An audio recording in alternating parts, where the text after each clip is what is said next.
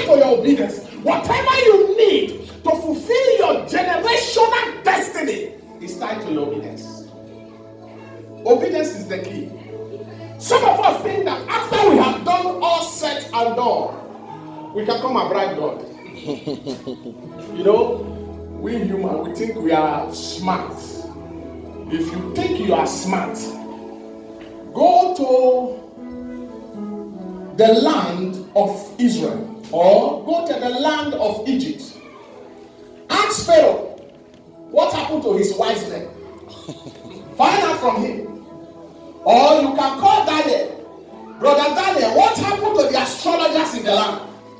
God turned their wisdom to foolishness. Whatever you think you know before God is foolishness. No man can stand before God and say by himself, I am this, I am that, except God allows you to become what he has destined you to be. If not, we are rubbish before him. We are rubbish. I just want you to know where God is coming from. But I want to show you what I am concerned about. 1 Samuel chapter 13. 1 Samuel chapter 13. 1 Samuel chapter 13. The Bible says a day came. 1 Samuel chapter 13. I will just read 18 to 14. I will just glance through them. I want you will read them by yourself when you get home. But you will understand what we are talking about. You will understand what we are talking about. 1 Samuel chapter 13. Now, a day came. The Lord, 13. Okay, let's go to 8 to 14. Okay, are you putting it on screen? Okay, be fast then. Are we there? Now, what happened in this place is that the Lord said, now let me show you something. In the land of Israel, it was the priests. It was when God created Israel, he gave them priests. But a time came, he gave them judges. A time came, these people began to murmur. They asked for king. He gave them king. Even in the hierarchy of Israel, there was a priest, there was a prophet before the king. The king was the least among them. That is why you see, when the king is to inquire, he said that he goes to the prophet or he goes to the priest. But in the era of Samuel, there was no prophet. Samuel occupied 3 offices at a blow. Samuel was a priest. He was a prophet and he was a judge. That was why when we are teaching about altar, Samuel was a walking altar. He was a walking altar. So let's leave that aspect of it. Now, the Lord said unto him, go and carry out a task for me. And something happened in the process.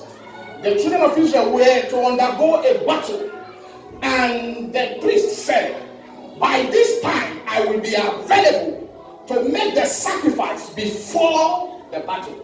Because the Israelites will not go to battle except the sacrifice has been made. And the Bible said, the day and the hour which the priest said came and passed. And Saul discovered that the other side, which he was supposed to fight with, they were already pumping up to come and attack them. And Saul looked at himself and said, what will I do? The Bible said he took the ram and made the sacrifice. Immediately after the sacrifice, the priest showed up. And the priest asked him a question. Saul, what have you done? Saul, what have you done? Now let's go and see what he said. Go to the next verse. Go to the next verse.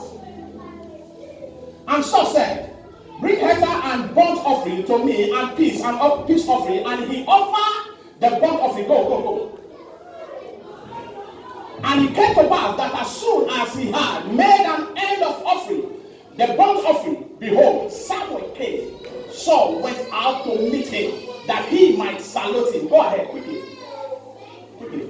And Samuel said, what hast thou done? And Saul said, because I saw that the people were scattered from me, and that thou comest not within the days, that is to say, he delayed, within the days thou comest not, appointed, and that the Philistines gathered themselves together, and go ahead.